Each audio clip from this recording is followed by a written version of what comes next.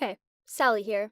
I'm 25 years old and I love makeup. I really love it. I don't even answer the door barefaced to the postman. My fascination with makeup started back when I was just a little kid. My mom was a famous beauty blogger and even created her own cosmetics brand. Everyone from renowned models to Hollywood actresses wanted to use her products. Back then, the industry was different. It wasn't about YouTube and different media channels. Instead, people like my mom had to take different avenues to promote their products.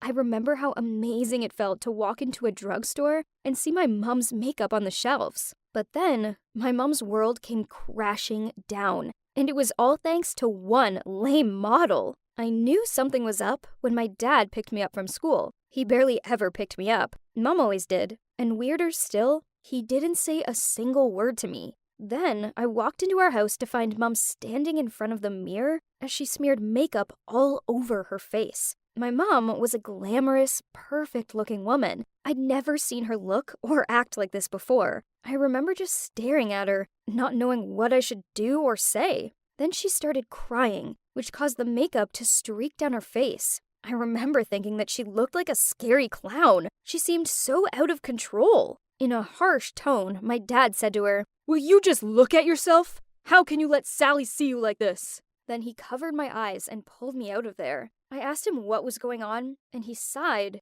and told me how a model had a bad reaction to the products during my mother's live webcast, and now she was getting treatment at the dermatology hospital. She blamed it on my mom's cosmetics products, which meant that both the press teams and police were now involved. Now the beauty industry was boycotting the range that my mom had worked so hard to create. The next day after school, my mom seemed to be in good spirits. She took me for a milkshake, and we sang along to Disney tunes in the car. I thought that everything was back to normal, but then we arrived home, and she sat me down and said to me, "Sally, you're going to be my model and save this family." Then she filmed herself applying her makeup products on me. She turned to the camera and said, "See, I dare to use my products on my daughter's delicate skin because I know there's absolutely nothing wrong with them." The problem is that footage of a young girl having her makeup done is boring in comparison to the shocking pictures of a famous model with burned skin. All the brands turned their backs on her, and she went from super successful entrepreneur to blacklisted overnight. An investigation later proved that the model's skin damage was due to dangerous fake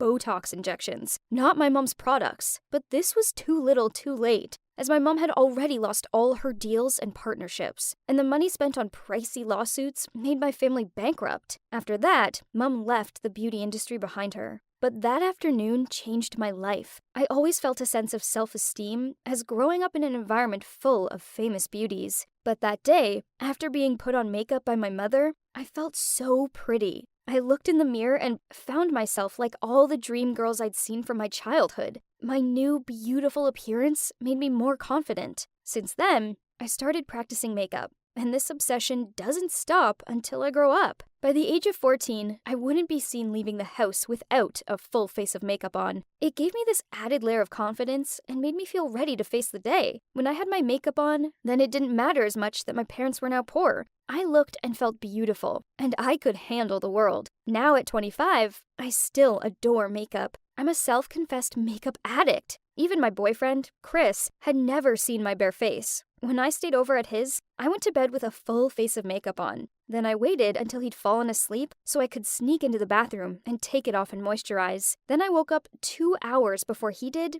just so I could apply my makeup, then get back into bed and look like I'd just woken up that glamorous. Yes, keeping up appearances was hard work, but when he looked at me like I was the most beautiful girl in the world, well, that made it so worth it. Only on one occasion, Chris woke up early and walked in on me doing my makeup. I totally freaked out and immediately covered my face with my hands and screamed out, "No, don't look at me! I'm hideous!" He laughed and said, "Don't be silly. A bit of makeup doesn't change the fact that I love you and think you're the most beautiful girl in existence." This was sweet and all, but I still shouted at him until he left the room so I could finish off my makeup. His words got me thinking though, did he really, truly love me?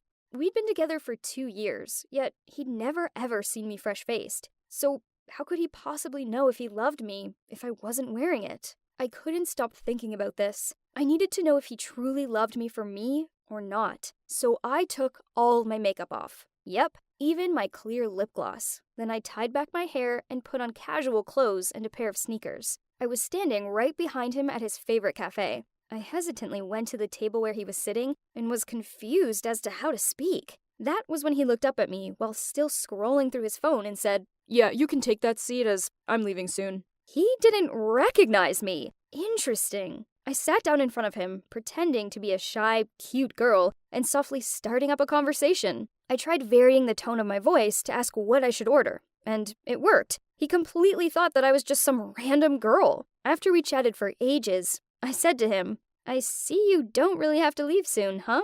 He smiled and complimented me on being cute. It made me feel a lot more confident. So by then, I had the courage to tell him that I was his girlfriend. But suddenly he grinned and said, "If you don't have a boyfriend, I wonder if I have a chance to get to know you?"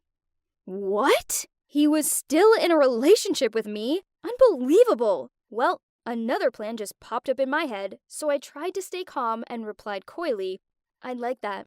After that, I started living 2 different lives. When I put my makeup on and become energetic and attractive, Chris complimented me on how beautiful and charming I was, and proudly showed me off to his friends. But when I appeared with a bare face and acted all coy, he said that he loved how sweet and rustic I was, and that he thought girls who wore makeup all day were tragic. Tragic? How dare he? He would lie about going out with friends so he could spend more time with makeup-free me. Then he kissed Makeup Me and told me how he loved how glamorous I was and how I was the only girl for him.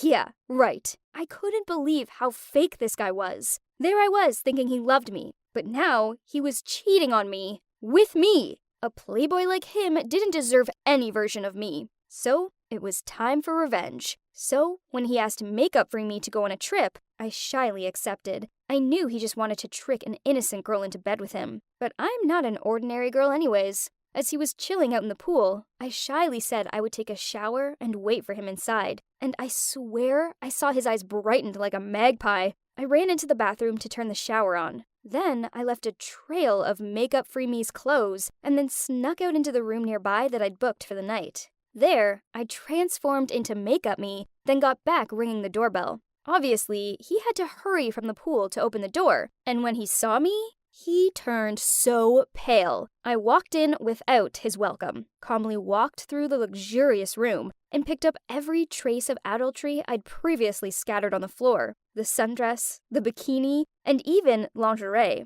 Then I threw them at him. He was unable to say a word and got panicked when I kept walking straight to the toilet, where there was the sound of a shower pouring water, calmly saying, "The person I need to hit is inside, isn't she?" He panicked and ran in between me and the door. "It's not worth your action, honey. She's nothing. You know you're my only one." I asked him, "Is she beautiful?" "Nah, she's boring and old-fashioned. Not like you." I pushed him away and opened the door to enter. He panicked, jumped right behind me, and froze when his mistress was nowhere to be found in the hot shower steam. He probably thought she somehow escaped herself and, at least, saved his life. I still walked in, undressed, and put a bathrobe on myself right in front of him, then walked over to the mirror and started removing my makeup. He was still so bold and shameless. "I completely had you fooled. There is no girl. This is my plan to bring you here. Let's enjoy the night, babe."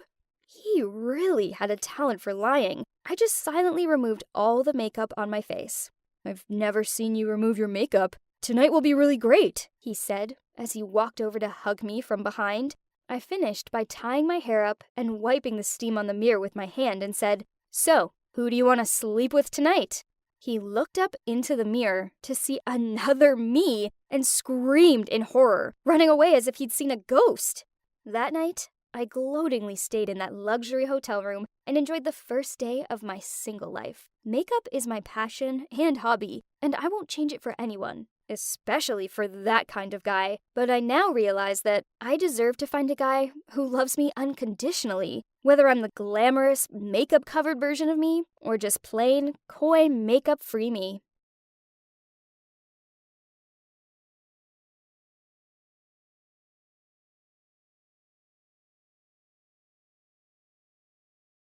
Hey, I'm Saskia, and I'm a college student.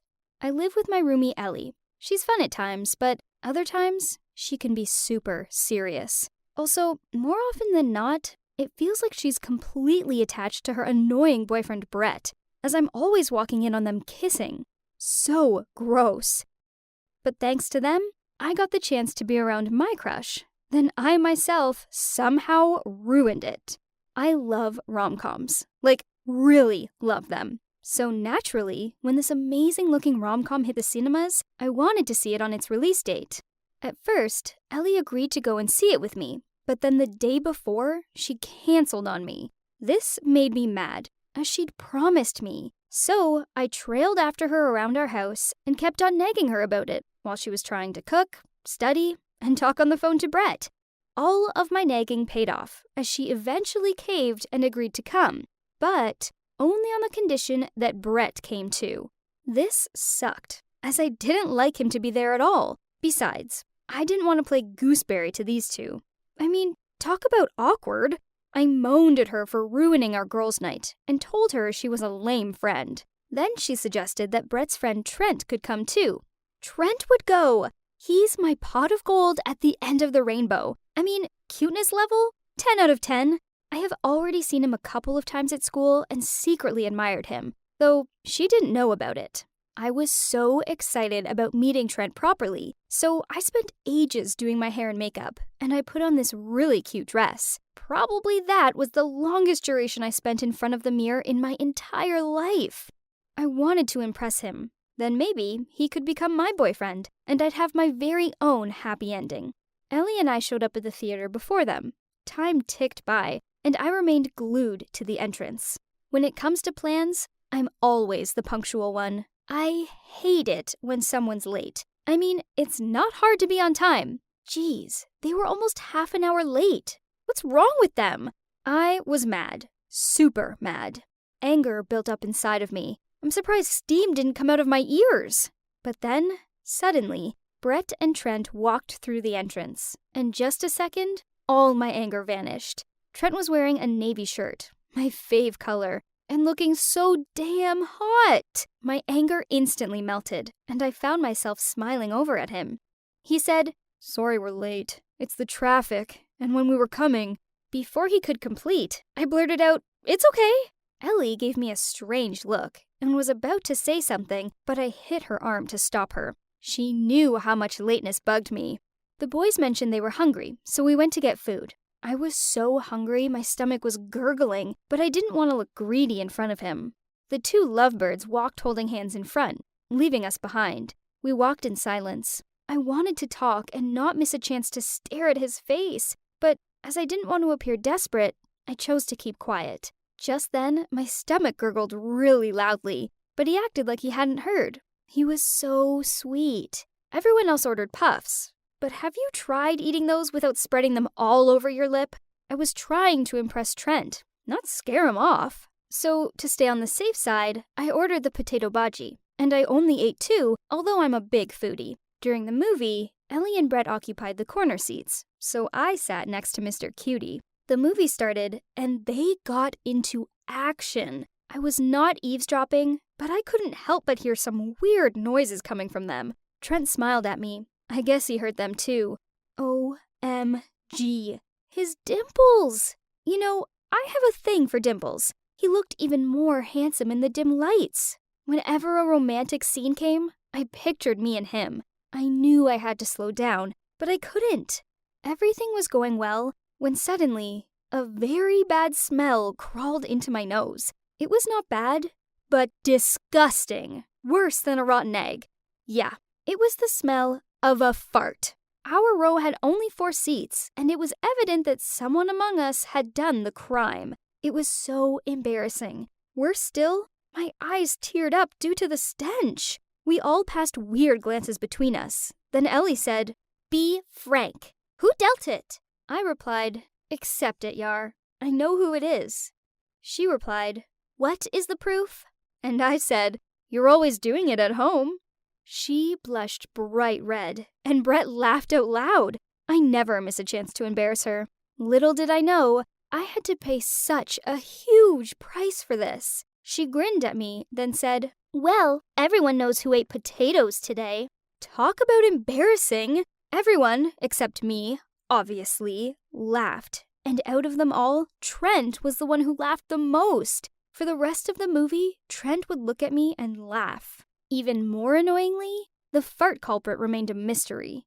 Then, when we were on the way out of the cinema, I dropped my lipstick on the floor and had to bend down to pick it up. A big fart came out from me! Everyone in this world could hear it. And yep, including Trent, who was standing right behind me. They all laughed, and I just stood there, mortified. Worse still, they must think that the previous fart belonged to me too.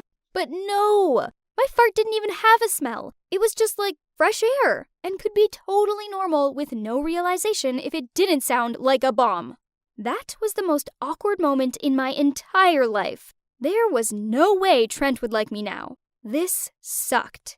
As soon as I got home, I rushed up to my room and stayed there. I didn't want to see Ellie all smug. I didn't want to see anyone ever again. That night, I just lay on my bed and stared at the ceiling, concerned about how my life would go. Due to a nonsense fart, my crush had laughed at me, probably now hated me, and thought I was a loser. Now we could never be in a relationship together, or marry and have kids. Talk about a life ruiner! I'd end up some crazy cat lady, or even worse, stuck with this weird nerd in my college called Carson, the only person in this world who could ever like me.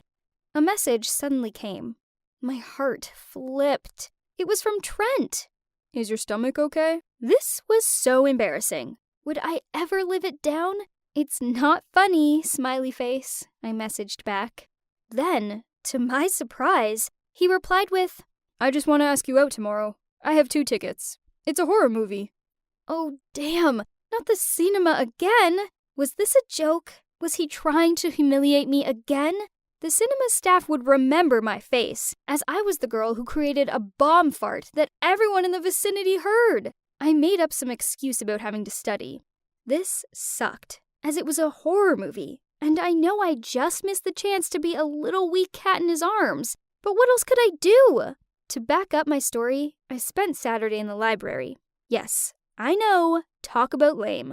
This was so awful. It was a sunny day, but for sure, I had to pretend like I was super busy on something, in case him and my roomie ever talked and found out that I was just wrapping myself in my blanket feeling ashamed about my 2 farts. I sat down and flicked through a book, when Carson came and sat next to me. Yep, the nerd. He smiled at me, and I didn't want to be rude, so I smiled back. Suddenly, I heard a voice. So here you are. Crazy busy with another guy? It was Mr. Cutie himself, Trent. Turns out, he'd shown up with lunch and a coffee for me. I tried explaining to him that I didn't even know Carson that well. That's when Carson smiled over at me, grabbed my hand, then said, "We spend every Saturday together at the library, and now we're official." I sat there, frozen. This was madness. By the time I realized Carson was still holding my hand and pulled it away, it was too late, as Trent had stormed off. Then, messages continuously popped up from my friends. "You're with Carson? You guys are dating in the library? Seriously? I saw your picture." Carson the nerd posted it on Instagram with, "Studying on Saturday with my love." I checked my social media. Yep, Carson had just tagged me in a post with him. Now, as well as being the fart girl, Trent now also thinks I'm some sort of lying floozy. This is so not the case. I just want my happily ever after with him. Now what am I meant to do?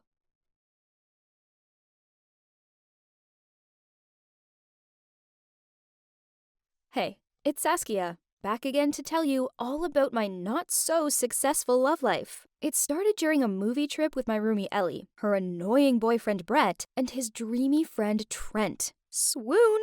During the movie, someone let out a huge fart, and I ended up being blamed for it. Then, to make it worse, on leaving the cinema, I actually did fart in front of everyone. I thought I'd blown it with Trent, literally. So when he asked me out on a date, my embarrassment made me turn him down, and instead, I went to the library to study. Only while I was there, Trent appeared and saw me with my classmate Carson and came to the wrong conclusion. Worse still, now Carson seems to like me. Now my life's a mess, and Trent isn't talking to me. So, after an evening spent watching way too many cheesy romance films and consuming far too much ice cream, I realized that my self-pity parade wasn't the answer. I mean, talk about tragedy. I just couldn't hide away. No, I had to hold my head up high and be as resilient as the characters from my favorite rom-coms were. So, the next day at college, I forced myself to look nice and smile as I trailed after Ellie and Brett. Ugh.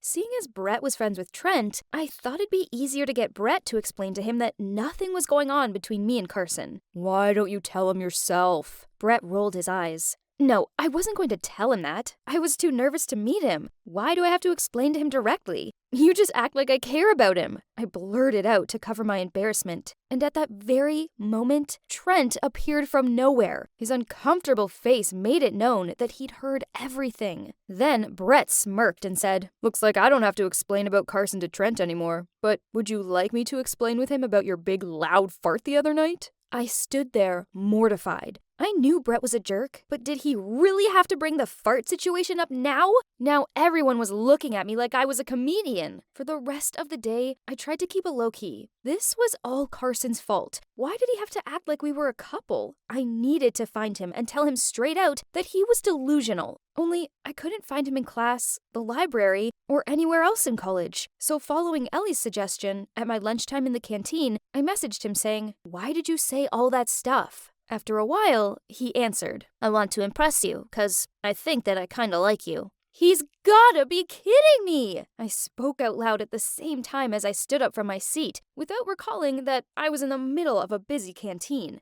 Oh, great. Now people looked at me like a weird person. Again, just in one day. I wanted to yell out, "Nope! People, you've all got the wrong idea. The weird person here isn't me. It's the guy texting me right now." But getting back to reality, I sat down and mumbled sorry to everyone for my extra behavior. For real, if you like me, you should pursue me in the right way. Don't do such silly things like that. I wrote back. I thought that would be the end of it. Oh, how wrong I was. The messages from Carson didn't end. Instead, he bombarded me with questions, such as what's my favorite hobby, my favorite color, food I liked. At first, I ignored the messages, but then he messaged me. "I just want to be friends and learn more about you, as I truly care about you. If you want me to stop, then I will." Okay, so I felt kinda bad for him. As needy as Carson could be, he was a nice enough guy who didn't deserve the silent treatment, so I began messaging him back. And with Trent, things between us were terrible anyway. He basically acted like I didn't exist, and whenever he hung out with the others and I, he just scrolled through his phone so he didn't have to make eye contact with me. Talk about annoying! One day, tension between us even worsened. That time, I was sitting on the college lawn with the three of them, Trent, Brett, and Ellie, and Trent was ignoring me as usual, when out of nowhere, a girl appeared and angrily approached us. We all looked at Brett, as, let's face it, out of all of us, he was the most likely to mess up. But then the girl yelled at me. "You're a bad person, Saskia. You stole Carson from me." She also added that she used to be Carson's girlfriend, but not anymore because Carson liked me. Ugh! What was going on? I didn't like Carson, I said, but she was assertive that her Carson was too good to reject, except that I had a boyfriend already. Before I had a chance to think up a reply, Brett said, "Besides Carson, who else can like Saskia?" Right. Brett and his rude comment again, which made me want to kick him straight to the ground. I snapped back at him. "For your information, there's a very handsome guy chasing me, and maybe someday I will accept him." As I finished speaking, I was startled as Trent suddenly stormed off. OMG! That was so terrible. Now Trent thought I had someone else. Ugh! Why was my life such a mess? Then, to make it worse, about 1 week later, I walked out of class to see this pretty girl in the hall called Amy. She was flirting with Trent. Right in front of my eyes! Jeez! Why were there so many people interfering with our love story? Ellie and Brett, who had no sensitivity about my feelings, adding the mess Carson and his ex left to me. Now a girl wanted to steal Trent? Clearly, if it wasn't me, no one could help us. I needed to talk to Trent, without actually talking to him, as I sucked at doing this. So, taking inspiration from the genre of love, I decided to write a soppy letter. Yeah, you may say it's old-fashioned, but I say it's romantic. I was so absorbed in thought while I was walking to the lecture that I bumped into someone and dropped the letter in my hand. It was Amy, and she helped me pick it up. She saw Trent's name, and even a heart sign beside it.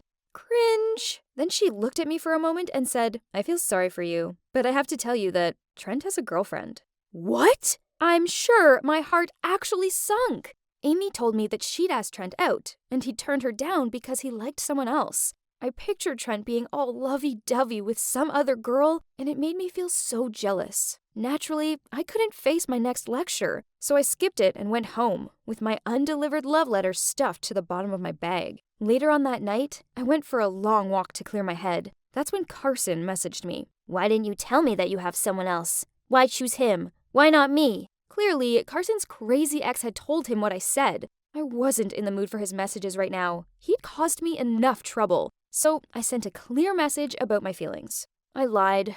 There's no other guy. Actually, I have one-sided feelings for Trent. I'm sorry. Carson didn't reply to me after that. Then Ellie called me insisting I come to a party. Brett even yelled on the phone that I had to come because they were too wasted. It wasn't like I had anything better to do, so I searched for the location Ellie sent me. As soon as I was at the front of the house, I felt so confused, as the house seemed too quiet for a party. Had Ellie sent me the wrong location? I mean, she didn't sound super drunk. Then the door opened. OMG. It was Trent! He walked out and asked me to follow him inside. The lighting was very dim, and no one was here. He took me to the middle of the kitchen, where I saw a small disco ball hang in the room ceiling. Suddenly, he took my hand in his hand, looked straight at me, and said the 3 words I never expected to hear from him. I like you. OMG. Did Trent really like me, or was I being pranked right now? My hand was trembling, and my silly thoughts even made me look around to see if anyone was hiding. But then he grinned at me. I guess you're stunned. But you should prepare for my next confession. He told me that Carson was his childhood friend. Carson teased Trent in the library because he knew Trent's feelings for me, but he didn't expect it to backfire. And to apologize, Carson offered to help Trent pursue me. First, Trent could pretend to be Carson to text and learn more about me. Then, to escalate the process, Carson asked a friend to pretend to be his ex, forcing me to speak out my feelings. Trent was so despaired by my response, so he decided to impersonate Carson one last time and sent that message to me, where he found out that I liked him. Immediately, Trent asked Ellie and Brett to help him out. Wow, this plan was definitely not normal, but the way he nervously admitted everything to me somehow made my heart flutter. I nodded my head as a sign of me forgiving him. Thanks, he smiled back. I saw his face in the middle of the dim flickering lights approaching mine slowly. This was it. Our first kiss was going to happen. But then I heard a great big fart. What? Brett, Ellie, and Carson appeared in the front door. They were all laughing hysterically, and Brett was holding a fart machine and said, "Well, it's about time you two got together." Trent shooed them off. Then smiling, he said to me, "Let's try that again, shall we?" I nodded and we kissed. Talk about butterflies! And that's how I ended up with the cutest boyfriend ever. Oh, wait, hang on a minute. My story hasn't finished yet, because that night when I returned home, I received a message from Trent telling me that he was the one who made the first fart in the cinema that time. He said sorry to me, but he was too embarrassed to admit it right away. Really? This was a shocker, but also hilarious. As if our story could become so complicated just because of a very simple thing. Moreover, if that day both me and Trent farted at the cinema, wasn't that our destiny?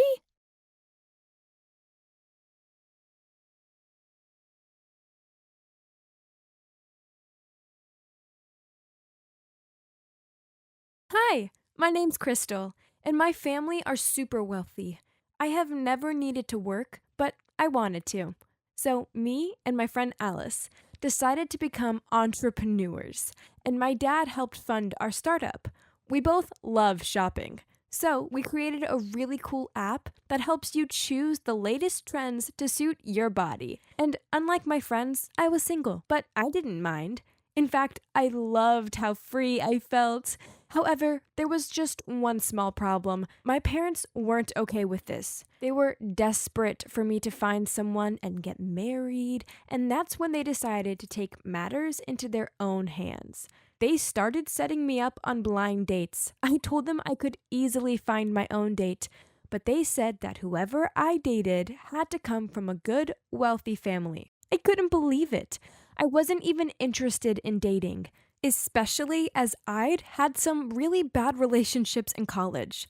That's also why my parents wanted to find someone for me, as they'd hated the guys I'd dated before and didn't trust me that I wouldn't make the same mistakes again. I refused to go, but then my dad said something that sent chills up my spine. Okay, don't go, but then your startup is over. I'll take away all your funding. Wait, no, that couldn't happen.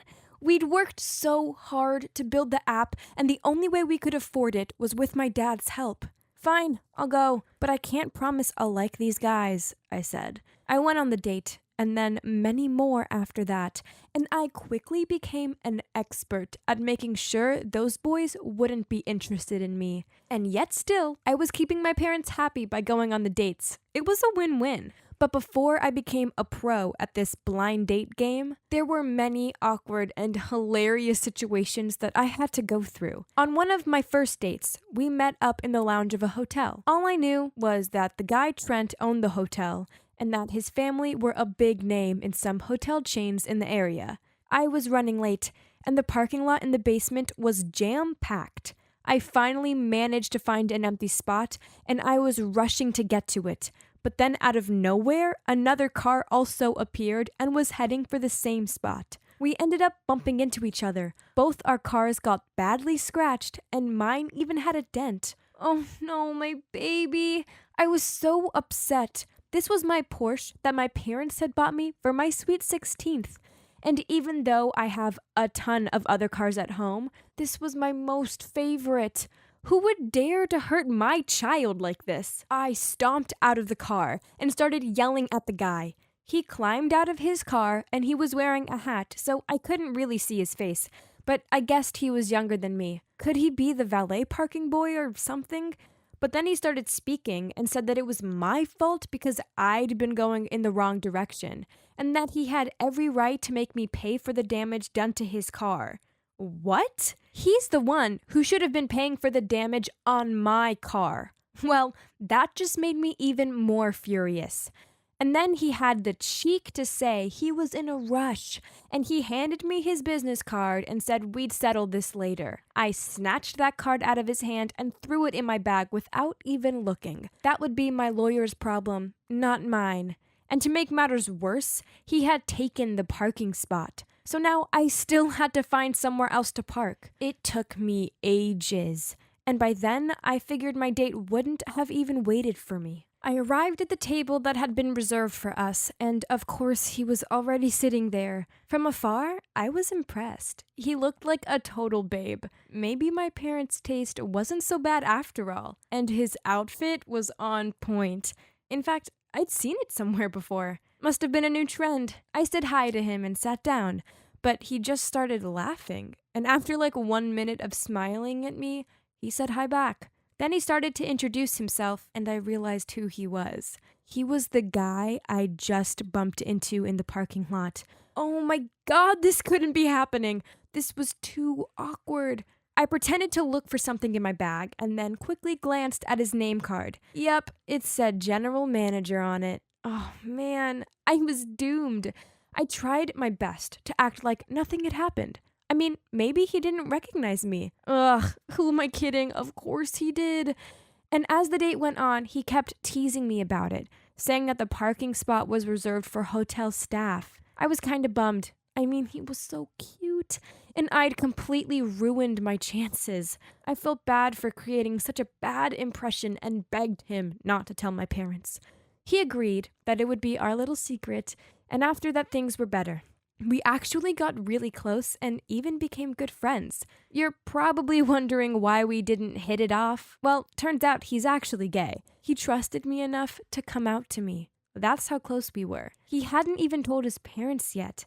And that's why these blind dates are as much of a nuisance for him as they are for me. So, he's the one who helped me come up with the idea to act like a bad girl, to turn off the other guys on dates. All based on his actual experience of our date. Ever since then, whenever I went on a blind date, I was intentionally late so that I'd make the worst impression possible. I'd wear my bad girl outfit, which was an oversized black shirt, ripped jeans, and dirty sneakers. And of course, I'd always chew gum. Make sure to have this annoyed look on my face all the time.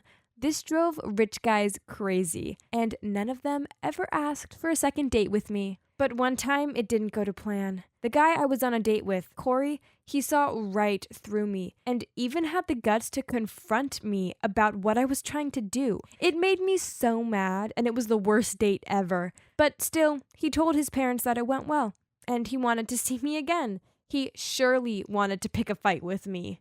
Since he was the only guy that I'd been on a blind date with that had given positive feedback, my parents were super stoked upon hearing this, and they made me continue seeing him. Otherwise, they said they'd take away my cars and cancel my credit cards. I couldn't stand him. He was your typical bad boy player type who thought he owned the world. He didn't even work. His dad just made up a position for him in the family business. What a spoiled brat. And we didn't even actually date. He just rang me up anytime he wanted and made me go to places with him, as if I was just an accessory to him. It's such a waste of time, but what else could I do? One day, we were at the country club to celebrate his dad's 60th. It was so boring, so I snuck outside for a bit. He caught me playing on my phone, and he literally snatched it out of my hand and teased me with it. He thought it was hilarious until he realized that I'd been texting with Trent. Suddenly, he looked really distant. Then he asked if I was close to this guy. I didn't even have a chance to respond. He quickly returned my phone and just left me standing there. I didn't get it. Was he jealous or something? After that, he disappeared for a few weeks, which was really odd because normally he was all up in my face all the time. My parents were worried, and they forced me to go check to see if he was okay. Why is he so bothersome? I didn't want to go at all, but still, I had to. I got to his apartment, and the whole place smelled like alcohol. I mumbled in annoyance, "Hey, are you an alcoholic or something? I thought you'd maybe been sick, but okay then, I see." Then he said, "This is all because of you." I was confused. What had I done? I was about to leave when I noticed something. It was a crumpled photo of Trent and Corey. Oh my God. Am I seeing things or what? I picked it up. Corey glanced over and sighed. After a really awkward silence, Corey told me that Trent was his ex. What? So Corey was gay too? They broke up because they had planned to run away together because neither of them were brave enough to come out to their parents. But then Corey had bailed on the plan when his dad had offered him a position in the company and a huge inheritance. He couldn't give that up. Trent had been so hurt because Corey had chosen money over their relationship.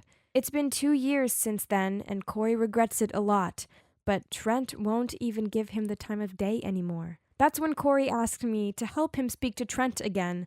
Oh God, I don't know if I should do it because I don't want Trent to date such a bad guy again. Plus, maybe Trent will just think I'm taking Corey's side and cut me out of his life too.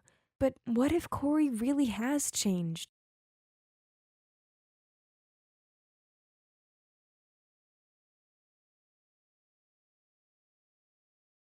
So, in the first part of my story, my parents set me up on some blind dates. First, there was Trent, who ended up being gay, so that didn't work out. And then I met Corey, who wasn't far from being called my worst enemy. We hated each other, but still, he made me go on dates with him. And then it turned out he was also gay, and that Trent was actually his ex. Corey begged me to help him get Trent back. So let's see how Trent will react to this. I decided to casually ask Trent about his past relationships and stuff, to see if he'd bring Corey up. He said he'd been so badly betrayed by his ex and that he still hadn't forgiven him for it. Clearly, he was talking about Corey. I didn't know what to do. It was killing me to see how miserable they both were. Seeing how Corey desperately wanted Trent back made me realize that he had changed. If he was given one more chance, he would never risk losing Trent a second time. So I decided to help them get back together. I told Corey about it first, and I have never seen him look so happy. And after that, we started getting on pretty well, because we didn't have to pretend to be dating anymore. We could just be ourselves. And guess what? He's not actually that bad. In fact, he was just like me, having to put up with his parents setting him up on stupid dates. He even told my parents that I was such an amazing girl. And after that, my parents started to respect me more. The only thing was, I couldn't let Trent know about my plan. In fact, Trent didn't even know that Corey and I knew each other. But from the way Trent spoke about Corey, I knew he still had feelings for him too. So all I had to do was set up a date for them and let fate handle the rest.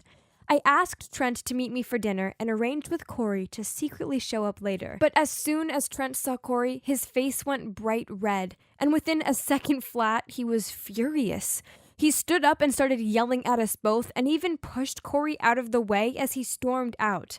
Every single person in the restaurant was staring at us, and I even heard some old couple whispering that I was clearly two-timing these guys, and I'd just been caught, and how embarrassing that was. Trent was really mad at me after that, so I had to try and get him to forgive me, and at the same time, try and persuade him to give it another go with Corey. I knew that Trent had a sweet tooth, so I started making cupcakes and cookies and leaving them on his doorstep. He never answered the door no matter how many times I knocked. And one time I left a 3-tiered chocolate cake at his door, and I overheard his neighbors talking. One of them said, "Oh, when will she stop? What a desperate gold digger." And then the other looked at me and started shaking her head. She said, "She clearly has no dignity.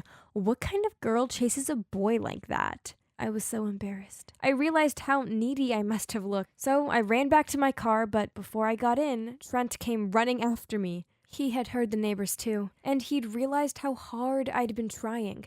He said to me, "Crystal, stop it already. You keep trying to fix things that were never your fault to begin with."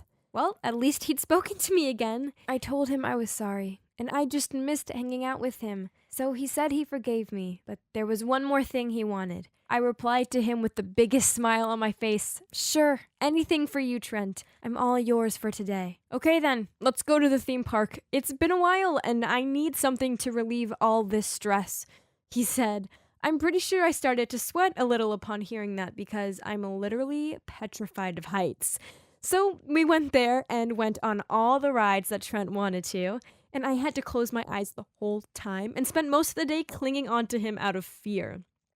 But Trent seemed to have a great time, and I was just glad to make him happy again.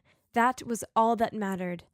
After that day, I was able to bring up Corey again, and I told him that he didn't have to take him back, but maybe he could just open his heart a little and give Corey a chance to explain himself. He reluctantly agreed, just so that I'd stop going on and on about it.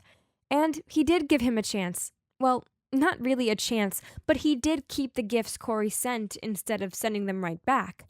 And he stopped blocking his number. They even started talking again. Anytime Trent replied to Corey, Corey would call me and tell me, and he'd be so excited. And they even met up to have a serious chat about what had happened. Now there's no more bad blood between them, and all that was left to do was for Corey to make a move to win Trent back. Corey started to shower Trent in love. He even bought him an annual pass to the theme park and backstage passes to his favorite singer. But still, Trent wouldn't budge. He was being nice to Corey, but he didn't seem to want to date him again, which was so weird. What was going on? Had Trent met another guy already? One day, I met up with Trent to talk over a drink. I jokingly asked him, "Hey, are you seeing another guy? What about Corey? I mean, I know he hurt you in the past, but he's changed now. And honestly, you two were miserable before. Now that he's back in your life, you seem so much happier." I waited for him to reply, but he just stared at me, which was really weird, and it made me blush. Had I just stepped out of line? I said to him, "Well then, come on, spill the beans. Who is he?" Then he smirked and downed his drink, and he said, "The reason I'm so much happier is because, yes, I have met someone." "I knew it!" I interrupted. Then I realized he wasn't finished speaking. He continued, "But it's not a guy. It's a girl, and she's the reason why I can't be with Corey again. She made me realize that I'm actually bisexual." And I was surprised. I mean, I really loved Corey. So this girl kind of came out of nowhere and has blown me away with how incredible she is. I couldn't believe it. "Oh my God, who is she?" I said, laughing. And then he went bright red and said, "Crystal, come on. It's you. Duh." What? I was too shocked to even reply. My heart was beating so fast. Trent liked me? Honestly, I was so confused. I mean, Trent was gay. Why would he like me? I felt so awkward and I could feel his eyes on me. I knew he was waiting for me to say something. I looked up for a second and our eyes met, and the tension in the air was so intense. I just couldn't stand it. I made up an excuse, saying I felt tired and that I needed to go home. Trent looked a bit upset, but still offered to drive me home. I turned him down, though, and said I'd take an Uber. I just needed some alone time. I couldn't stop thinking about what he'd said. It actually made sense. We had so much fun together, but because I'd known he was gay, I'd never really looked at him as boyfriend material. But what if he wasn't gay? I mean, could we be together? The more I thought about it, the more I realized I liked him too. But I had to forget about those feelings because what about Corey? I couldn't just steal the love of his life like that. He'd be heartbroken. I didn't sleep a wink that night. All kinds of questions constantly popped up in my head. The next day, Trent texted me first, asking, "Did you sleep well last night? I hope what I said last night didn't keep you up all night," with a smiley face. I replied, "Actually, I was awake the whole night. I've thought a lot about my feelings, but Trent, I don't want to hurt Corey. We can't do this."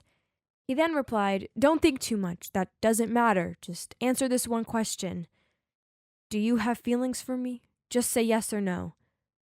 I don't know what was going through my mind, but at that moment, I guess I was just tired of things being so complicated. So I typed yes, then hit send. Okay, so now Trent knew I had feelings for him too, and he sounded so happy. He said I shouldn't worry and that we could work this out as long as our feelings were mutual. A few days later, Trent said he'd meet up with Corey to talk to him. I was way too anxious to ask Trent how it went, but then at midnight, Corey called me. I was terrified to answer. I knew he would yell at me, but to my complete surprise, he didn't. He sounded calm and said Trent had told him everything and that if I truly had feelings for him, I should go for it.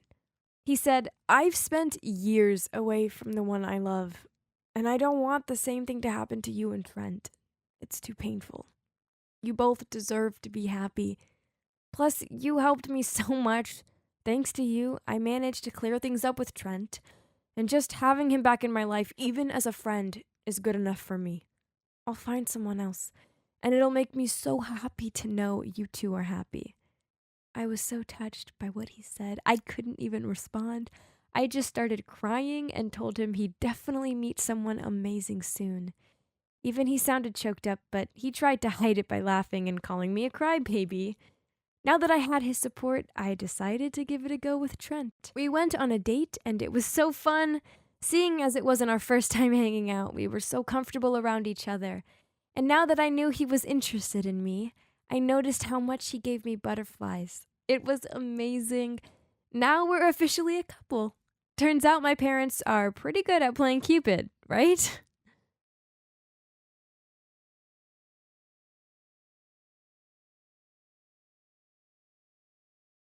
Hi, I'm Diane, and I'm 20 years old. I fell in love on the first day of college. I'm not even joking. I'd promised my mom I'd focus on my studies and wouldn't fall for any boys. But one look at Brett, and I broke that promise immediately. We had an instant connection, and pretty soon we were spending every waking moment together. I can't help but think that if I hadn't met him, maybe I'd never have found out the dark secret my mom and aunt had been hiding from me my whole life. You see, my mom raised me alone, and I had no idea who my dad was. Let's just say it seemed like my mom got around, so she really didn't want me to get into the same kind of situation as her. I decided to keep Brett a secret. She didn't need to know, right? When I went home for Christmas vacation, I missed Brett so much, but I couldn't let my mom know about him. So I'd wait until she went to bed before calling him. One night, she caught me, though. She must have gone to the bathroom, and suddenly I heard footsteps. She was standing right there. I didn't know how much she heard, but I was so embarrassed. I thought she'd grab the phone from me and tell me off, but instead, she just walked back to bed. It was so weird. In the morning, she was sitting at the kitchen table grinning and said, "Well, Who is he then? Invite him over. Don't be shy. I couldn't believe it. I thought she'd freak out, but instead she wanted to meet him. She suggested we invited him over for dinner, as my aunt was also coming over that night. My mom and my aunt were like best friends, and had basically raised me together, so I was excited for her to meet Brett too. He took the bus that afternoon, as he was desperate to see me, and my mom said he could stay in the spare room. As soon as my mom saw Brett, she grinned at me and whispered how handsome he was. Then we sat down to dinner and started chatting. My mom had so many questions for him, and it was a bit awkward. She wouldn't shut up, and it made her seem so nosy. She asked where he'd grown up, and what his mom and dad did, and even asked for their names and stuff. Meanwhile, my aunt just sat there quietly, and then at one point she got up from the table and went out into the garden. My mom ran after her, and Brett looked at me worried. I had no idea what was wrong. 10 minutes later, my mom came in and her expression had totally changed. She went from being warm and friendly to totally strict and cold. She looked at both Brett and I and said she decided I was far too young to have a boyfriend staying over, and then asked Brett to leave. I couldn't believe it. I mean, I was 20 years old. She was being so rude. So I said to her, "Mom, why? Please, can he just stay?" I was almost begging her, but she looked so serious and firm, and I knew she wasn't going to change her mind. Brett was even more shocked than me. I mean, it had been my mom who'd invited him in the first place, and now there she was, shooing him away. He quickly grabbed his stuff and ordered a taxi. I was so upset I didn't even say bye to him. I just burst into tears and felt so angry at my mom. Right after Brett left, I ran upstairs and locked myself in my room, and my mom stood on the other side begging to speak to me. She said there was something she needed to tell me. I refused to come out and instead sat on the floor on the other side of the door. I could hear my mom crying and knew this was serious. She said the reason she didn't want Brett to stay was because he was actually my half-brother. No, I didn't understand. I asked if my dad was also Brett's dad, and then I got angry. I thought my mom hadn't known who my dad was. I opened the door and I was about to start shouting at her when she told me what was really going on. I'd been adopted. Well, actually, I'd been kidnapped by my aunt when I was born. It's a long, shocking story, but basically my biological parents were this rich couple, but they were struggling to get pregnant. My biological mom had a best friend called Ashley, who she told everything to, but Ashley secretly had a crush on my dad. She seduced my dad until one night they slept together, and Ashley ended up getting pregnant. My dad was so happy and promised Ashley he'd help raise the baby, but that he couldn't divorce my mom. This made Ashley angry. She wanted my dad all to herself and wanted their kid to become the heir to his company. At the same time, my biological mom fell pregnant with me, and when my dad found out, he quickly forgot about Ashley and tried to forget about the mistake he'd made that one night. This, of course, made Ashley even more angry, but she still pretended to be friends with my mom. When my mom went into labor with me, my dad was away on a business trip, and Ashley paid someone to sneak into the hospital and kidnap me. That person turned out to be my aunt. She did it because she was desperate for cash, so she snuck in, dressed up as a nurse, and in the middle of the night stole me away. But she wasn't cold-blooded enough to just throw me away or leave me at an orphanage. So she took me to her sister's place and told her that she'd found me abandoned on the street. Her sister, who had never wanted to get married but had always wanted to be a mom, was so happy and decided to raise me. But then a few days later, it was all over the news, a missing baby. There was an exact description of what I'd been wearing, and even a photo of me just after I'd been born. There was no denying that I was the missing baby. My new mom confronted my aunt about it and found out the truth. My aunt said there was no way they could return me as my aunt had already spent all the money she'd been paid to cover some debts. And she didn't want to go to prison, so they decided to raise me as if I really was their own. That secret would still have been hidden from me if I hadn't brought Brett home. My mom was so shocked that I'd brought my dad and Ashley's son into her home and introduced him to her as my boyfriend. As my mom told me all of this, I just sat there frozen. This was absolutely unbelievable. I felt sick. They'd lied to me all these years, and even worse, my boyfriend was actually my half-brother. My whole life was one big mess. "I hate you, Mom, and I hate you too," I said to my aunt. "You helped that evil monster Ashley get what she wanted, and now you've ruined my life and taken away my family." My mom reached out to hug me, but I didn't want her near me. We both just sat there crying. She tried to calm me down and get me to relax. Then she sighed and said, "I'm sorry. I'm truly sorry. Your whole life I've been trying to make it up to you. I thought my love for you would be enough. As for Ashley, well, I heard she didn't get what she wanted in the end." "Wait, why? I don't understand." "But she successfully kidnapped me, right?" I wiped my tears and looked at her. "Yes, sweetie, but her main goal was to become your dad's wife. But that obviously didn't happen." Then she continued, "After my aunt had kidnapped me, Ashley had given birth to Brett, and was so happy thinking that my parents no longer had a baby, and that my dad would now leave my mom and go live with her. But that's not what happened. Yes, their dear daughter was taken away, but my dad still stayed with my mom and loved her even more. My dad didn't get together with Ashley, but apparently my dad had still been helping raise Brett until now. There's definitely no bad blood between them because I've heard Brett talk about his dad quite a lot. Now there was only one thing for it.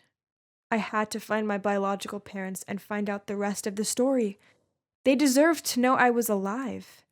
But now, what would I do about Brett? I'd have to break up with him somehow.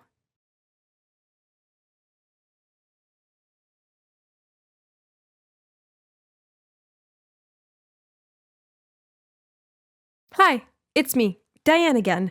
In the first part of my story, I've told you about how I found out my boyfriend Brett was actually my half-brother when I once brought him home to introduce him to my mom, who also wasn't even my real mom. I was seriously upset with my mom and my aunt. I loved them both so much, but they've been lying to me my whole life. Imagine how hurt I must have been. Now with the fact that my dad was also Brett's dad, of course it was wrong to keep dating him. So, one day we met on our college campus, and I told him I wanted to break up with him. It was so horrible to break his heart like that, but the truth would be much, much worse. Part of me really wanted to tell him because then I could meet my real parents, but then Brett would really suffer. Obviously, Brett didn't take the breakup well. He called me so many times and even came to my house begging to get me back.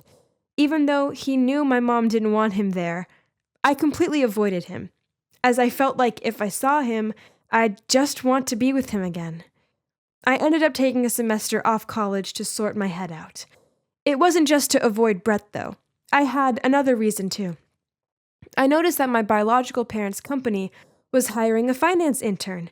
I discovered this when I was Googling them one day, and I realized I had to apply. Well, I got the job. I was so nervous to meet my parents, and on my very first day, my manager introduced me to my dad. I had to try and act as normal as possible, just like any other employee, but inside I was screaming, wishing that I could just tell him who I really was. A few days later, I finally met my mom.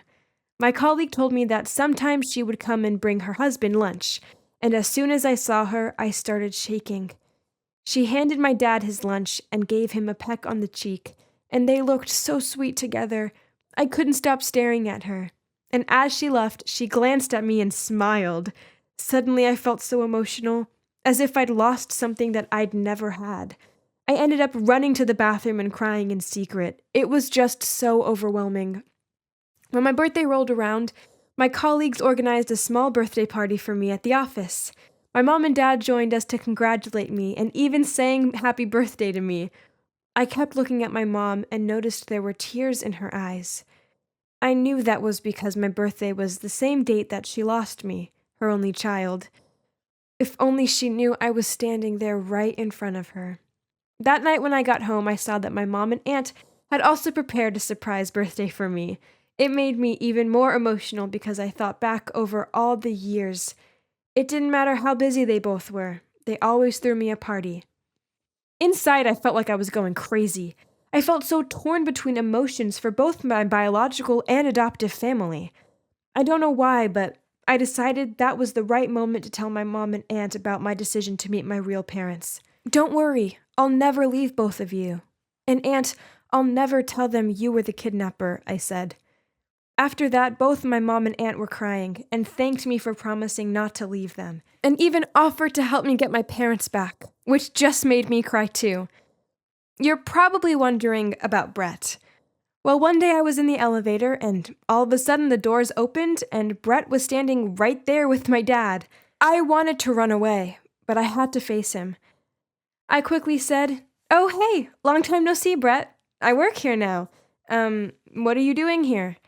My dad looked at us confused, and I pretended not to know that the two of them were father and son.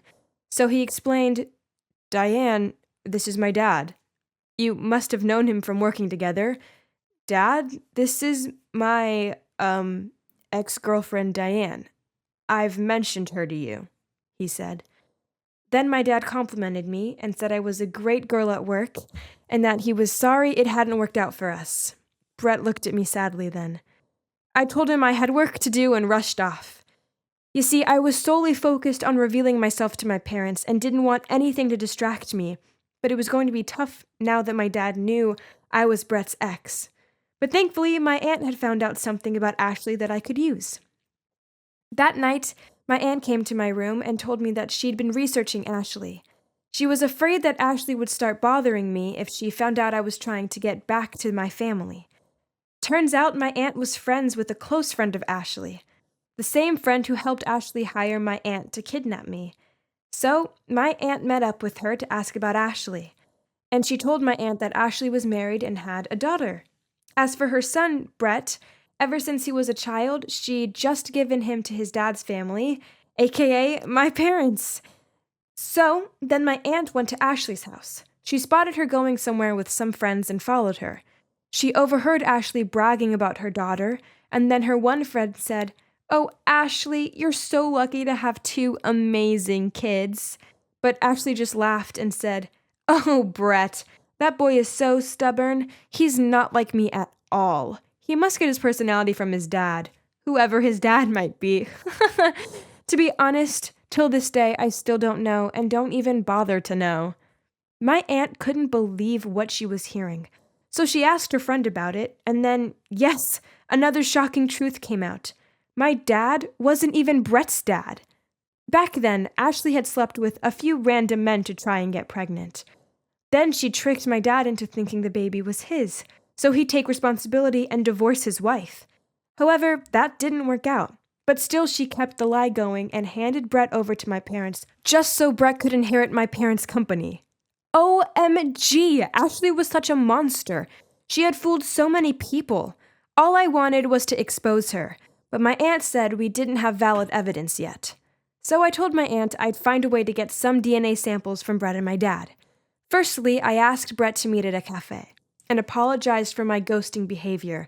I hoped he'd understand and we could be on good terms. To my complete surprise, he confessed that he was still in love with me. In my mind, I thought, I still love you too. I just wished this all would be over soon and we could get back together. As we were saying goodbye, we hugged, and I quickly grabbed a hair that had fallen on his shoulder. With my dad, I managed to find some of his facial hair on his razor in the bathroom by his office.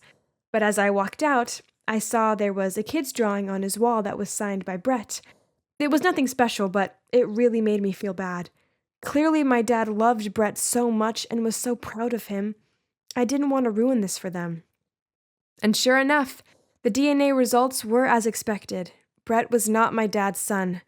But I was so hesitant to expose the truth. I worried that my parents' feelings for Brett would change. If they knew that I were their daughter and Brett wasn't actually related to them by blood, maybe they'd just abandon him. And with me and Brett's relationship, they might never accept it. So, in the end, we might all lose someone we love. A son to them, a lover to me, and a family to Brett. If I kept everything hidden, maybe Brett and I could get back together, and I could just see my parents that way. That would be so much better for everyone, right? And it was. Brett ended up joining the company too, and I could tell he wanted to get back together, so everything was going according to plan. But one day, Brett, my dad, and I were having lunch together, and Ashley stormed in. Right in front of us, she started yelling at my dad, saying that he was mistreating Brett by only giving him an intern's job. Brett quickly jumped up and explained that it was his own choice, but Ashley was furious. She shamelessly asked my dad to give her and her new family more money, including school fees for her daughter. She was basically blackmailing my dad. She said that because in the past she'd handed over her son to my parents out of pity, that they'd lost their child, aka me, so she thought it was okay to demand more money from him. My dad didn't reply to her, and Brett was so angry and embarrassed by his mom's behavior, he told her to stop and basically dragged her out of there. I was almost as angry as Brett. How could Ashley do this? I quickly excused myself and left my dad there all alone. By a twist of fate, I bumped into Ashley again. After work, I went to buy some sunscreen, and when it was my turn to pay, I felt someone push me from behind. Then the person said, "I'm in a rush. Let me go first. I've got my money ready." And yeah, it was none other than Ashley. And the money she was holding was probably the money from my dad. Clearly, it wasn't for her daughter's school fees then. She didn't recognize me and didn't even realize she made me drop my purse. But just before I grabbed it, she got there first. And of course, there was a photo inside of me, my mom, and my aunt from when I was just a baby. As soon as she picked it up, her face changed. She seemed to realize my aunt and suddenly realized who I was. Oh my God, I never expected that I'd have to confront Ashley in this way. Would she do something bad to me now?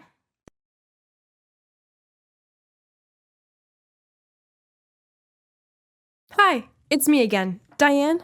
In part 2 of my story, I started to work in my parents' company, but I didn't have the courage to tell them the truth that I was their long-lost daughter. Fortunately, one day, I found out that Brett, my boyfriend, wasn't my half-brother, and that his mom, Ashley, had been lying this whole time. But I didn't want to unveil the truth because I didn't want Brett to get hurt. That was until the day I bumped into Ashley. In the store, I watched as she looked at the photo of me and my mom and aunt from when I was just a baby, and the look of recognition on her face as she realized my aunt was the kidnapper she hired nearly 20 years ago. She looked at me terrified. Are you that baby? Are you also the one I saw in the company earlier this afternoon? What are you doing with Brett and his dad there? Did you know everything? She shot questions at me and didn't even wait for my response. Instead, she just started yelling at me, claiming that I was plotting to get revenge on her for stealing my life away from me. I knew it was pointless trying to explain to her, so I said nothing and watched as she ran out of the store without buying anything. The next day when I got to the company, I found out that Brett had suddenly disappeared. He hadn't come to work, and no one could get in touch with him. My dad told me that he'd gone to see his mom the night before, and after that, he hadn't come home. Oh my God, his mom! After he'd bumped into me, had she done something bad to him? I couldn't bear it. My aunt had given me Ashley's address, so I went there to find out what was going on. As soon as she opened the door, I asked her where Brett was, and she just smirked at me and said she told him I was his half-sister and that I was preparing to kick him out of my dad's family. So she said he must have run away because he was so disgusted by me. I felt so angry I wanted to scream. Ashley was ruining everything. She even said to me, "You can't fool me. It's no coincidence that you're working in your dad's company and that you've seduced Brett. You're doing all of this on purpose." Well, that just made me even angrier. I said to her, "I know Brett isn't my dad's son. I did a DNA test, and you're lucky I haven't said anything to either of them, but I will now. You better prepare yourself for the consequences." Then I left, leaving her standing there looking angry. I went straight to my parents' house to tell them before Ashley could beat me there to tell them lies. They let me in straight away and asked me what was going on and if it was about Brett. I nodded and took out all the evidence I'd prepared. This was the moment of truth. I was so nervous. I gave them the DNA results of Brett and my dad, then the baby photo of me, and then a letter my aunt had written confessing about how Ashley had hired her to kidnap me. My parents were shocked, of course, and had a lot of questions, but soon it all became clear and we all started crying. It was just so overwhelming. I even told them about what Ashley had told Brett the night before and begged them to believe me that I didn't do it all on purpose. Of course, they said they believed me, and I was relieved. But the very next day, you won't believe what Ashley told them. My parents went straight to Ashley's the next day to confront her, and she couldn't deny it because there was so much evidence. But then she told my parents that she had been feeling so guilty. So she was the one who'd gotten in touch with my aunt and encouraged her to tell me the truth and then help me find my parents. After my parents told me this, I told them Ashley was lying. She was trying to make herself look like an angel when she was none other than the devil. I suggested to my parents we sue her or something, and then a few days later, Ashley got in touch with me. She'd found out where I lived, and as soon as I let her in, she begged me not to sue her. She'd obviously already received a warning letter from my parents' lawyer. She said she had a family to care for and didn't want them to know about her past. Then she promised me she'd never come near me or my family again. I was sick of her now and asked her to leave. But then she apologized again, and she really regretted everything she told Brett and that she'd gone to see him. What? Where did you find him? I asked. And she told me that she found him at her parents' house, where she and Brett had lived when he was little before she'd gotten married. Oh, that's right. I knew Brett loved his grandparents so much and often visited them. I hadn't even thought that that was where he could be. Then she told me that Brett hadn't disappeared because he was disgusted by me.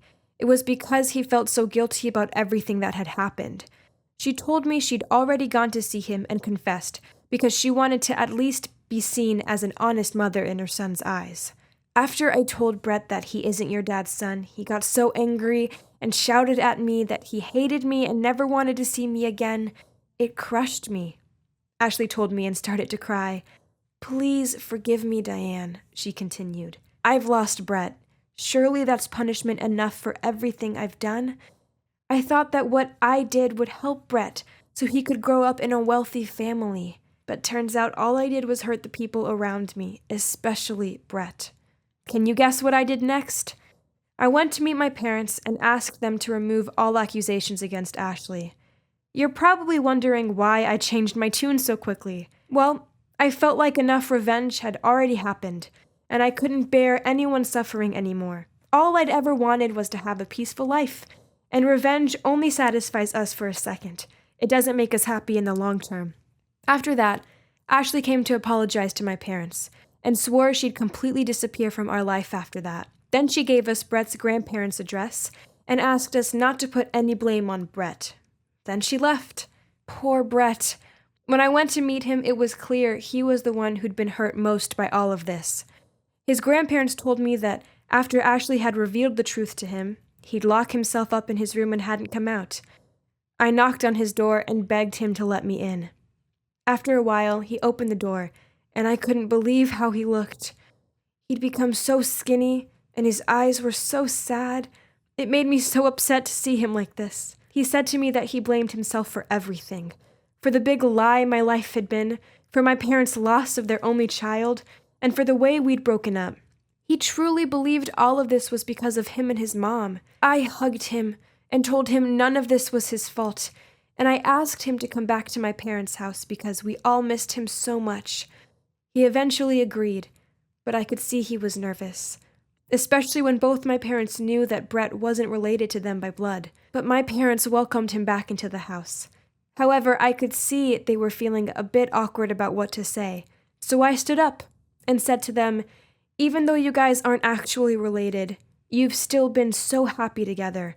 Just like my adoptive mom, she ended up getting a daughter she might never have had, and you got a son that brought you so much joy. Sure, there were lots of lies, but we were still happy, right?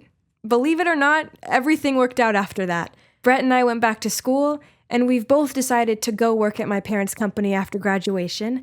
I have chosen to move in with my parents, but of course, I still visit my adoptive mom and aunt all the time. My adoptive mom understands that this is important for me, so that I can get to know my parents properly and catch up on lost time. Oh yeah, I forgot to tell you. I asked my parents to forgive my adoptive mom and aunt, because even though they acted wrongly in the past, they still raised me and did such an amazing job. As for Brett, he moved out into his own place, but still visits my parents all the time. However, Brett and I are no longer dating. It wasn't because of my parents, though. Let's be honest, it would just be too weird if we kept dating after everything we'd been through. It was a hard decision for us both, but it's for the best. We both need to move on so that we can have a better future. And hey, at least we can still be friends, and soon, colleagues too.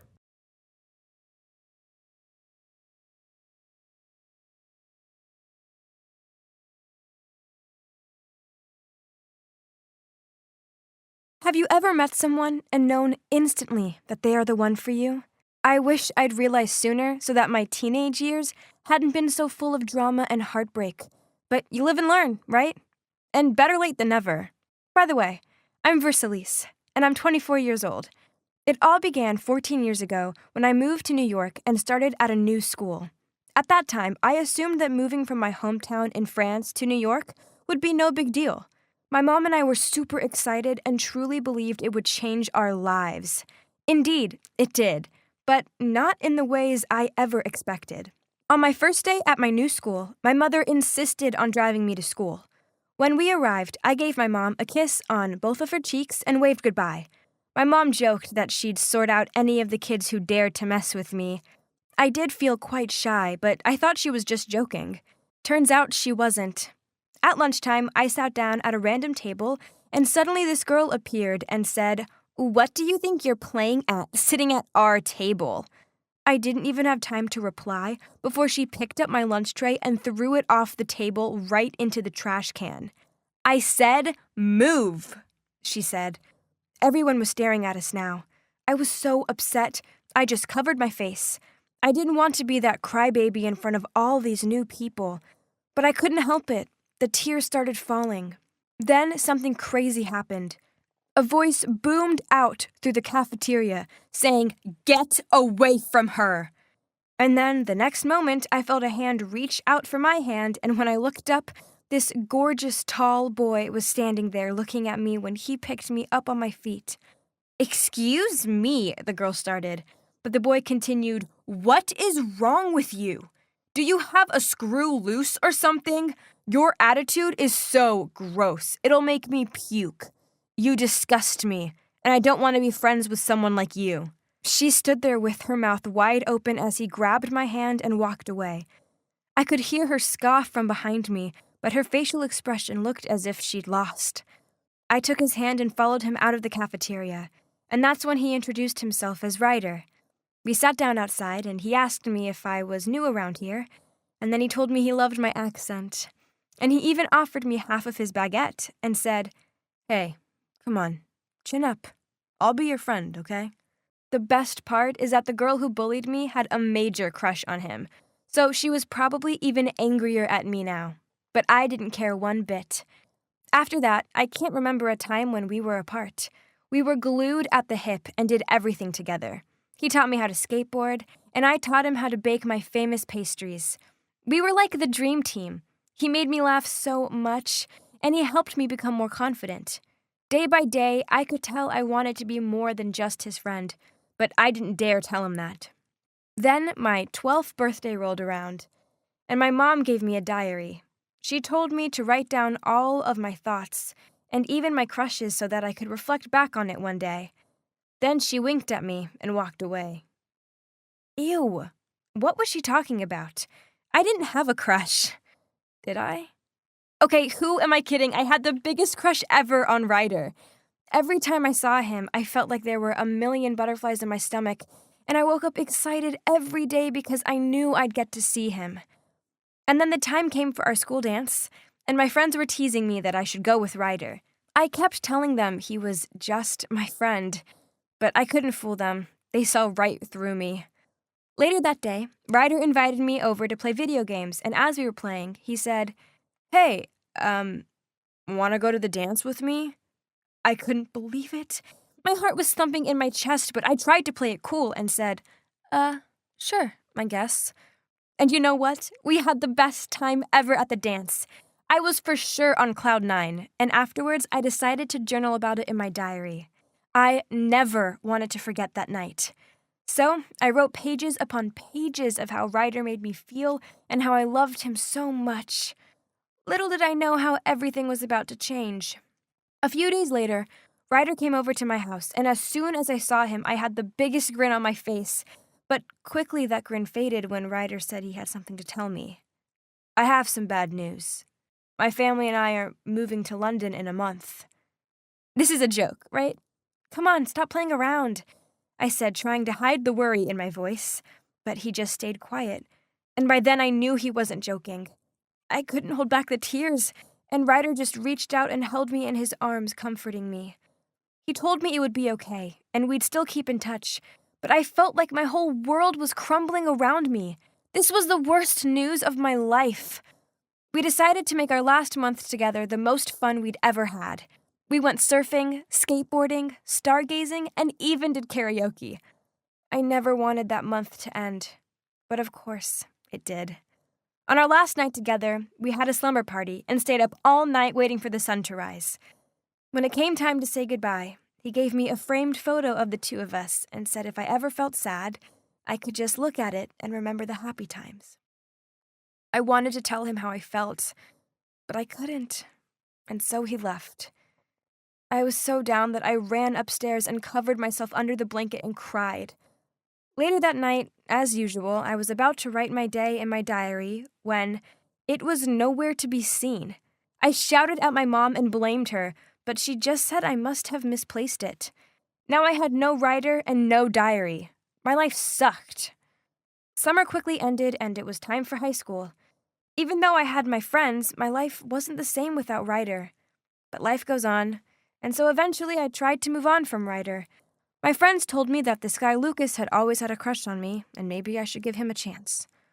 Well, soon we started dating, and even though I didn't have the same special connection with him as I had with Ryder, it was still fun, and it took my mind off of things. Fast forward 7 years, and Lucas and I were still together. The relationship wasn't great, but I had my dream job and was living in my dream loft apartment, so I couldn't complain too much. Plus, Ryder had drifted away from my mind. I decided it was time to really put some work into my relationship with Lucas.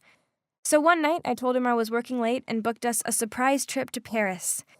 When I got home, I was so excited to tell Lucas, so I ran up to our bedroom, and to my complete horror, I found him lying in our bed, kissing another girl. They didn't even notice me at first. So I screamed, "What are you doing?" Well, that got their attention, and the girl ran off. I thought Lucas would apologize, but he just said, "What do you expect? You won't give me what I want, and you make me wait for marriage." Then he stomped out of the room and said, "I can have any girl I want." I was so shocked. I just dropped to the floor and burst into tears. Finally, he showed me his true colors, and so I kicked him out. The next few weeks were some of the worst of my life, even worse than when Ryder moved to London. I felt so stupid for wasting so much time with Lucas. One night, I was particularly sad, and I suddenly remembered the framed photo Ryder had given me. I dug it out of the back of my wardrobe and held it close to my heart. My friends called me, tried to get me to go out with them. They did everything to help lift my mood up, but I wasn't interested. I just needed time alone to process everything. I thought to myself about how the only person I wanted to see now was Ryder, but where was he? How was he doing? I had no idea at all. Another depressing week went by. I was lounging on my couch, soullessly staring at the TV in boredom. Then suddenly there was a knock at the door. I went to open it, and oh my God, Ryder was standing there. Was this real or was I hallucinating? I was so surprised I just jumped into his arms and didn't want to let go. We must have stood there hugging for ages. And then suddenly Ryder said, "I have something of yours." When I let go of him, he was holding my diary. Turns out Ryder had been in touch with my mom, and when she told him about my cheating boyfriend, he decided to come to New York and cheer me up. And then reality hit. He'd taken my diary? What if he'd read it? Well, he had, and he said that's why he'd come to see me, because he wanted to talk to me about it all. I was blushing like crazy. And then he said, "I've always loved you, V. Even when we were kids, I've never stopped thinking about you, and I want to be with you." Then he reached over and kissed me, and I swear time just stopped. I'd been waiting for this moment my whole life. That week was like a haze of kissing and chatting and catching up on lost time. He told me about his ex-girlfriends, and I told him about Lucas and the cheating. Then I plucked up the courage and asked him if he'd like to go to Paris with me, seeing as the trip was already booked.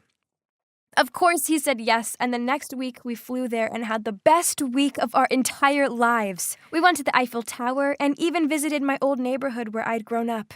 It was magical. And then one day, Ryder said he had to do a bit of work and told me to go pamper myself at a local spa.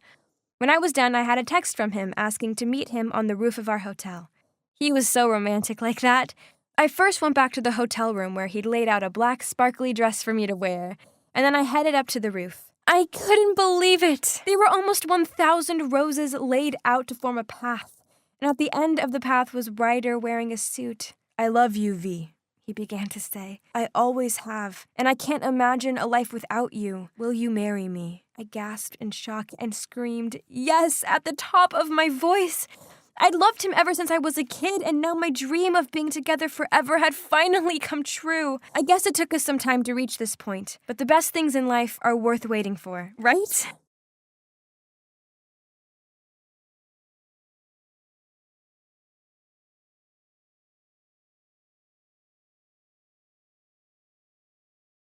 Hi, Ken here. I'm a breast specialist doctor. I'm trying not to be shy when I'm telling you this. It may be a bit awkward talking about my career, but because of it, or due to it, my life turns to be a drama. Well, I appreciate how hard it is for my patients to visit me. Let's face it, taking your clothes off in front of a stranger isn't easy for anyone. Yes, trust me, I've seen it all before, and it's no big deal. I'm just doing my job. I first met Gemma in my surgery. She'd found a lump and wanted me to examine it. When I checked it with my hand, this startled her, and her natural reflexes caused her to punch me in the face, and I passed out. I woke up a few minutes later to find both her and a nurse gawping down at me. My nose was still bleeding. I must have looked a right sorry state. She kept on saying sorry, but I reassured her that it was quite all right. And then with her permission, I continued with the examination. I found something, so I carried out a biopsy, and in the end, I had to tell her that she had breast cancer and needed to have a mastectomy. I could see her getting quite upset. I got used to patients' tears as they heard bad news. But this girl was so strong and brave. She just asked me some questions about the surgery and calmly left. Then, to my surprise, she impressed me more day by day. For the next few weeks, she brought me lunch every day. I thought she was worried I might bear a grudge for her punch or something, and this was her way of making it up to me. The food she brought was delicious, and I have to admit, seeing her was the highlight of my day. She was so kind-hearted and strong. What she was going through was horrible, but she never let it get her down.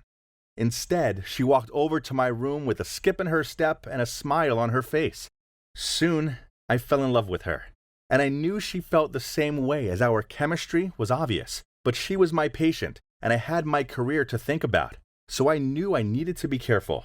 Still, I couldn't seem to resist her or her cooking. I was busy at the hospital all day, so I never had time to date, while she was a martial arts instructor for kids and only worked in the evenings, so she had a lot of free time. So she cooked lunch for me every day and brought it to the hospital to eat with me. Even after her successful mastectomy, she still showed up with food. That was when I couldn't stop myself from confessing my feelings for her, and she said yes. Sometimes she had to wait many hours until I finished seeing my patients at the surgery. When she was asleep waiting for me, she looked like a little kitten.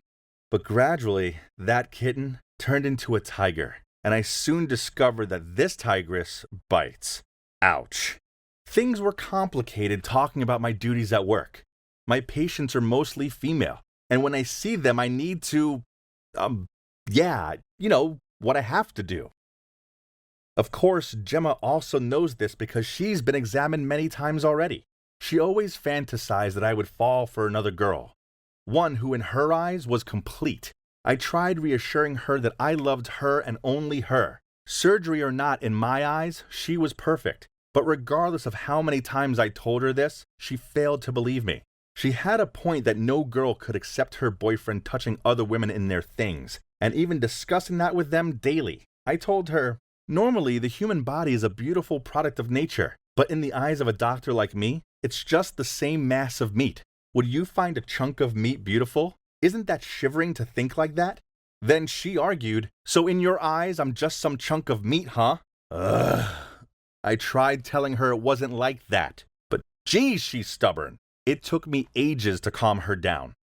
Every day she showed up at the hospital and glared at me as the beautiful young women came in and out of my room. Her actions hadn't gone unnoticed by the nurses, who told me that she was making the patients feel uncomfortable with her scanning eyes and judgmental expressions. I told them it was nothing. She was just going through a hard time, that's all. And please be understanding that it was natural for her to compare herself to other women. As I told them that, I was not sure if I could stay sympathetic for her coming behaviors. That afternoon during a late lunch, Gemma asked me if the 8th girl entering my room was beautiful. Oh my Jesus, the only person I can remember was the one who walked out of the room 5 minutes ago. I only remembered that was the one with the cyst, but I didn't remember her face. Why do you have to think so long? Are you recalling her figure? You just need to say she's not beautiful, right? I muttered out, yes, right. Not beautiful at all. She frowned at me. That means you still remember her. What about her impressed you so much? I stiffened. What was wrong with women? A week later, when she brought me lunch, she asked me, do you and the red dress girl know each other? As she'd been here at least 3 times in a row already. Every time she dresses very well. Whoever wears a red dress to the hospital? Isn't it normal for patients to come see the doctor regularly? No, it's not normal. I want to see her files. The 3rd person from the bottom up. Come on, you know I'm not allowed to do that. Then you were not allowed to eat either. Geez, this was ridiculous. She wouldn't quit though, so in the end, I gave in and showed her the records. This girl had just had breast augmentation surgery, so that was why she came to be checked so often.